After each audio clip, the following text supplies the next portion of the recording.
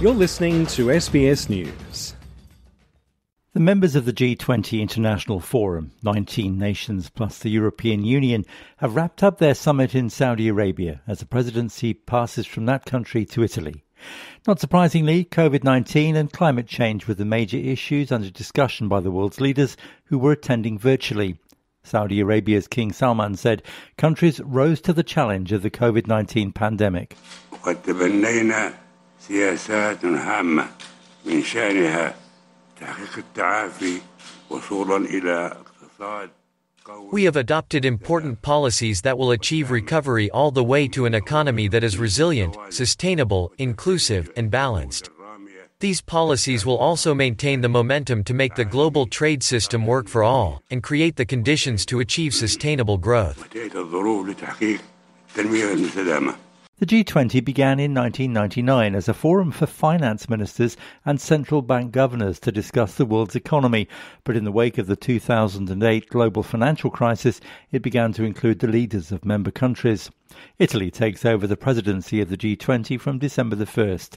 Italy's Prime Minister, Giuseppe Conte, promised the forum would continue to prioritise the response to the coronavirus pandemic. La risposta sanitaria e socio-economica alla pandemia. The health and social and economic response to the pandemic, which has caused and continues to cause immense suffering to the human race and has already dealt significant blows to the world economy, will of course continue to be at the top of our agenda to keep the international community's commitment to the COVID-19 response high. We will be committed to addressing the main challenges of the health emergency, with particular reference to universal and equitable access to vaccines and strengthening health systems. Although the G20 group represents the world's most economically powerful nations, there was a commitment to make any successful COVID-19 vaccine available to all countries. German Chancellor Angela Merkel said the virus challenge must be answered by all. Fortunately, there is now hope for vaccines, and in this respect the question arises very specifically that we are not only securing vaccines for ourselves in Europe, as the European Commission is doing, but that this is also important and right for all the countries of the world. This has been reaffirmed in particular by the G20 participants from Africa, that is to say by the President of South Africa, Mr. Ramaphosa, and by President Kagame from Rwanda.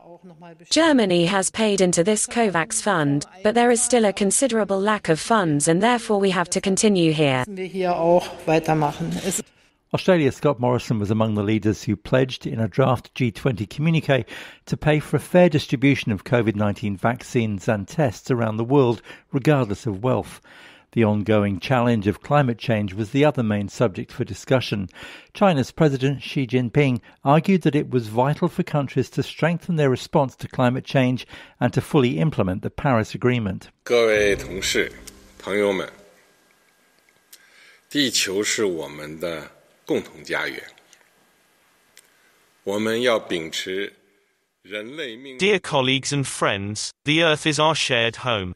We may follow the vision of a community with a shared vision for mankind and pitch in to tackle climate and other environmental challenges, and protect the blue planet. Let me share my thoughts with you on what G20 could do. First, we could strengthen our response to climate change. G20 should continue to lead in tackling climate change. We need to follow the guidance of the UNFCCC, and push for the full and effective implementation of the Paris Agreement on climate change. Not long ago, I announced China's initiative to scale up its nationally determined contributions and strive to peak carbon dioxide emissions by 2030 and achieve carbon neutrality by 2060. China will honor its commitment and see the implementation through. 碳中和，中国言出必行，将坚定不移加以落实。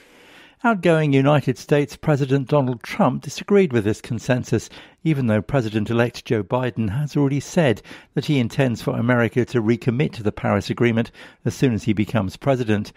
President Trump defended his decision to withdraw the US from what he calls the one-sided Paris Climate Agreement, which he claimed was simply a ruse to destroy America's economy.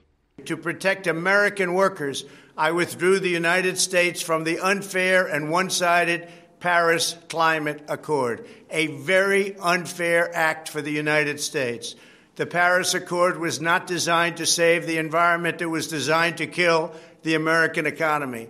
I refuse to surrender millions of American jobs and send trillions of American dollars to the world's worst polluters and environmental offenders. And that's what would have happened. He claimed that since withdrawing from the Paris Accord, the United States had reduced carbon emissions more than any nation anywhere in the world.